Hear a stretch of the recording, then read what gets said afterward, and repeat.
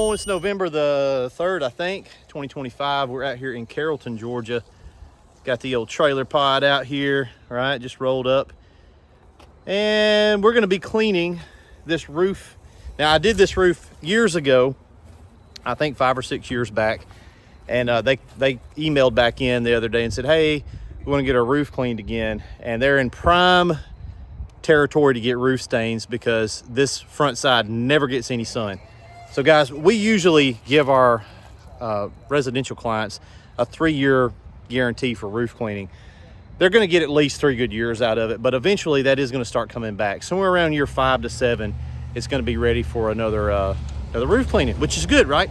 So I'm going to flip the camera around and show you guys. We'll be able to see a little bit below the chimney right there on what it should look like. So we've got some clean areas. We're going to clean it off, and then hopefully I can get a decent before and after.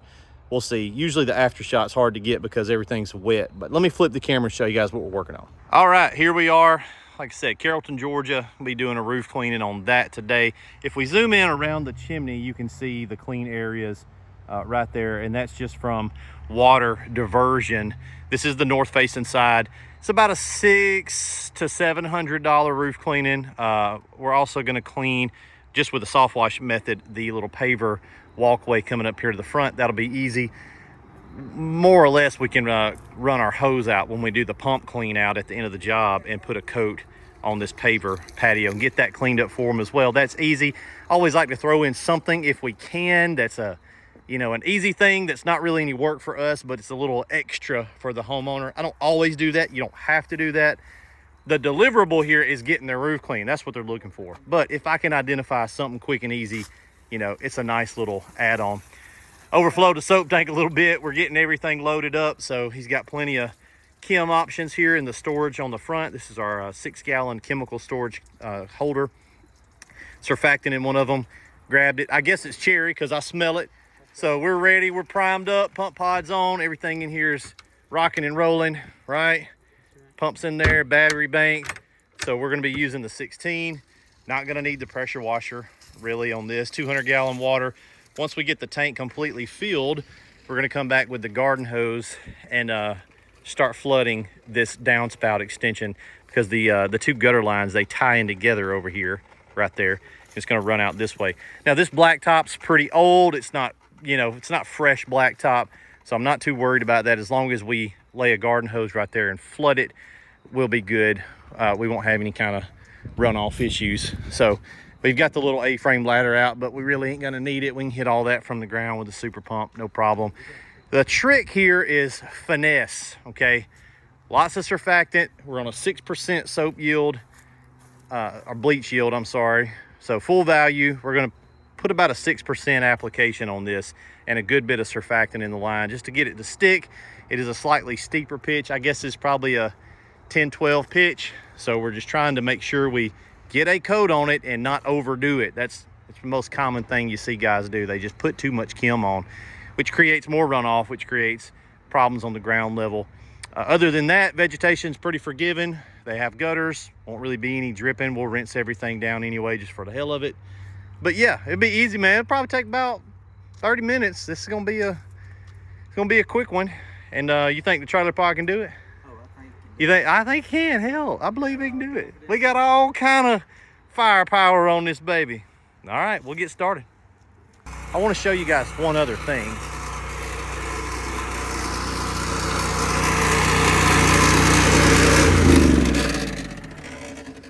Vibrating. So we've cleaned or coated a lot of this roof, all right?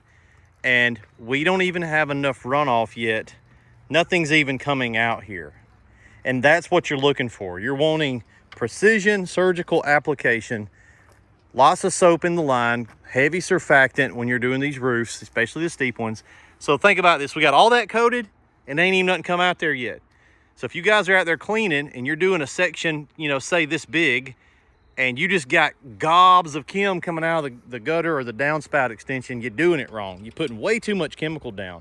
And the more chem you put down, the more chances of stuff to go wrong, killing all this, messing up wherever this is running off to. I can hear it dripping into the downspout, but it's very little. We don't even have any exiting yet. So Once we see this water tank's full, we'll go ahead and start filling up this, putting some water. We may stick the hose up there or up there and let it fill that drainage and keep all this rinsed off, because we are going to get some overspray. But how long we been here? 10 minutes. We ain't been here 10 minutes. He started we've been here 7 minutes on the stopwatch.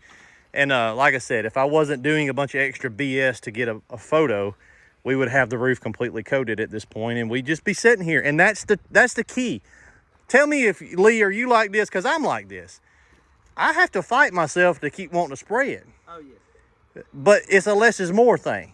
If it's coated, if it's wet, it's working, baby. I knew you would know that. But most of us, we got that in us, right? We want to just keep putting Kim up there because you can still see the stain. But hey, if that baby's wet, how much bleach we done used? It ain't even moved in the tank yet. Right? So less is more, guys. You're minimizing the risk of killing stuff. You're also saving on your chem cost.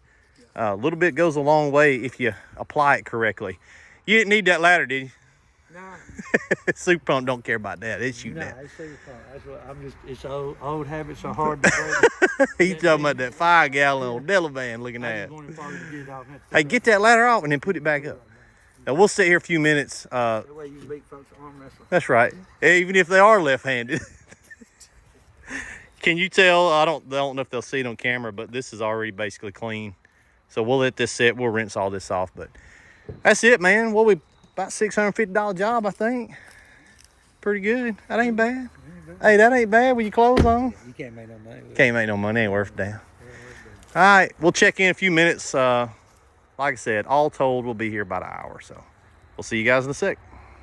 The roof's on its way to being cleaned. We went ahead and coated the rest of it. He's just over here rinsing off what little micro overspray I got on stuff.